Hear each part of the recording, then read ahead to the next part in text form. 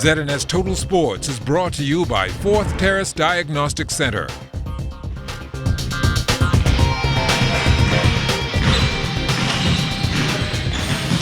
Good evening, Mamas. I'm Mama Jal Knowles with your TGIF Sports. We are live here at the AF Adderley Gymnasium, site of Game 3 of the Government League Basketball Championships between the Gladstone Road Liquor Panthers and the Olivia Guest House Cybots.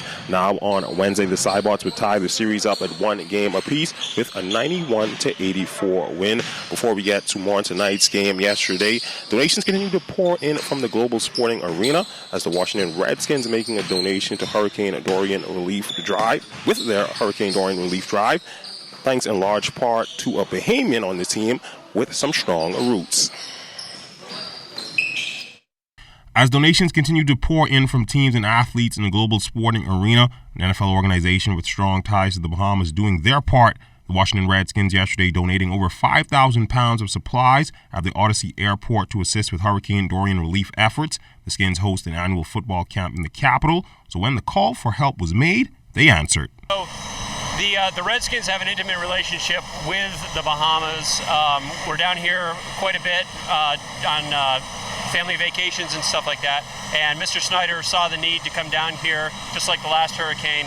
He wanted us to come down. We all jumped at the chance to fill up the plane and bring these much-needed supplies. How hard you guys have been hit. It's just an honor on our part to help out. It's hard because sometimes you don't know what's needed and whatnot. I work closely with Odyssey Aviation and kind of asked them what they were needed in their supply chain, and so we kind of had a round estimate of what we needed, and that's what we brought down. And making the trek was a player with some very strong Bahamian roots. Defensive back Adonis Alexander said he felt blessed to help, especially with the aftermath of the storm hitting so close to home. So my daddy is from Freeport, Lewis Yard, exactly. I got family out there still. You know, got cousins that live in Nassau. He just brought me some food, cord. So it's just got ties to this area. It's a blessing to be a part of an organization that could look out like this. I mean, not too many organizations that do that, so it's a blessing to be a part of it. I'm glad I had the opportunity to come out here and make a difference, use my platform to, spread to the people in need. In basketball news, in action last night from the Atlantis Basketball League, the Engineering Extinguishers took on the Cove and Banquet Impalas, and the latter, who has been the best team in the league this far, showed why last night. After a 25-minute delay, thanks in large to some power outages caused by BPL, the Impalas would keep that theme going by shooting the lights out from the floor. Led by a poised attack from guard Michael Furley-Bain, the Impalas would cruise to the 54-30 win.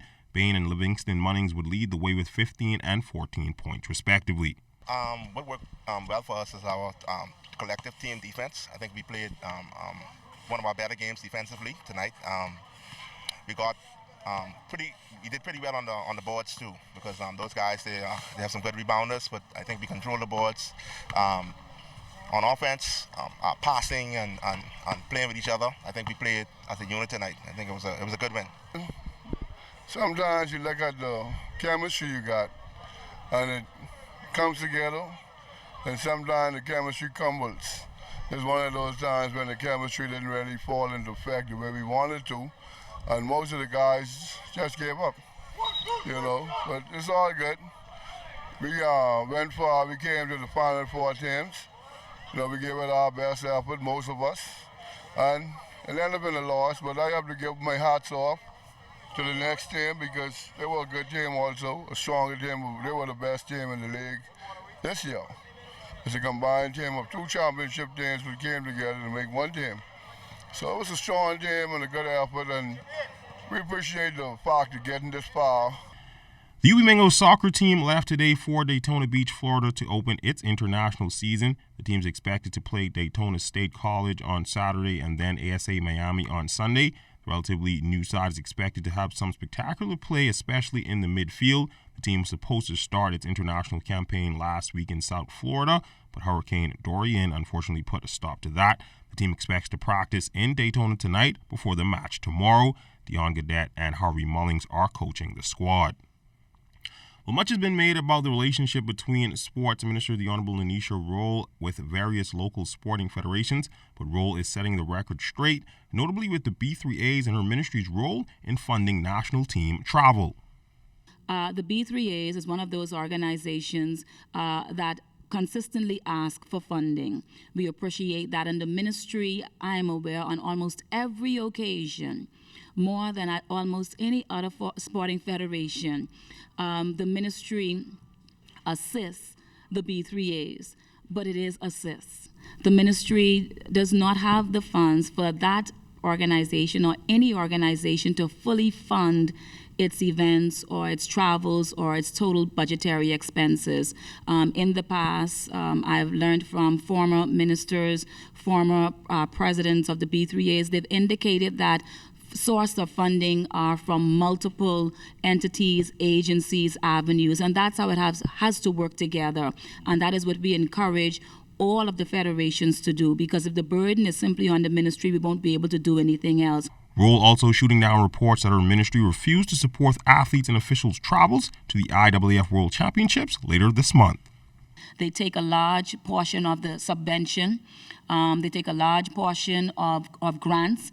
I don't want to say the extent, but they do. And in every instance when they have an event, we provide assistance. The World Championships are coming up. We have offered assistance, but we are not in a position to carry its full weight.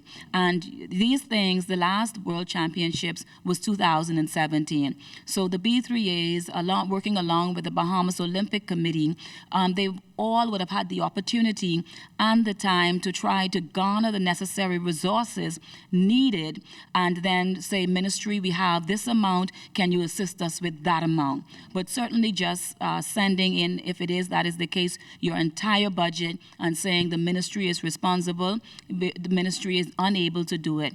And I must continue to follow the practice of the ministry. I am concerned about making a new road that is unsustainable. In more track and field news, well, all around the 242, we may know him as Superman, but Levan Sands will be donning a new nickname, that of Coach, as the former Olympic medalist and Bahamas triple jump record holder announcing to our news team that he will join the Northern Colorado track and field program as an assistant coach. Well, to be honest, it was all God. You know what I mean?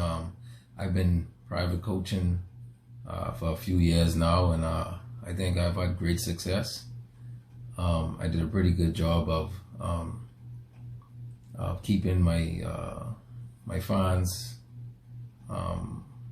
aware of everything I've been doing, and as far as coaching kids and a few professional athletes. And so I think a lot of people have been following my social media club page, and you know I've had a lot of success with sprinters, jumpers, you know, even football players. So you know, I was doing that for about maybe 3 to 4 years with my club, and I've been volunteering at the high school for a while, for about at least 5-6 years. And so I think that's how the job came about. And Sands is confident that the success he obtained in the pit will transfer over into the coaching ranks. You know, because of the passion that I have, and I don't believe in failing. I think my success will transition over into coaching. I think I'm pretty good at self-motivation, but also I'm also good at motivating others too. So I'm actually looking forward to it. I think it's going to be fun. Like I said, I don't believe in giving up, and so this is the same method of teaching I'm going to try to instill in my athletes.